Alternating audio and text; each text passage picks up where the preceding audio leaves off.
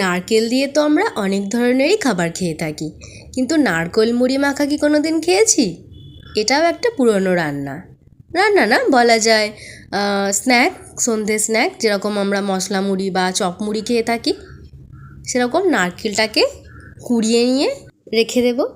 আর তারপর একটা বাটির মধ্যে মুড়ি নিয়ে তার ওপরে সামান্য একটু চিনি দিয়ে, বা যে যেরকম মিষ্টি পছন্দ করে, নারকেল যদি বেশি মিষ্টি থাকে তাহলে বেশি চিনি দেওয়ার কোনো প্রয়োজন নেই, অল্প চিনি দিলেই হয়ে যাবে। তারপর নারকেল কোড়োটা দিয়ে যেমনভাবে মুড়ি মাখে ওরকমভাবে মুড়ি মেখে নিতে হবে। আর আমি এখানে ঝালের জন্য 2টো কাঁচা লঙ্কা দিয়েছি, কারণ এক গাল করে মুড়ি নিয়ে তারপর লঙ্কা কামড় দিতে ভীষণ ভালো লাগে। তো আমি এরকমভাবে নারকেল মুড়ি মাখা খেয়েছিলাম। আপনারাও বাড়িতে ট্রাই করতে পারেন, ভীষণ টেস্টি হয়। দেখা হবে পরের ভিডিওতে। টাটা।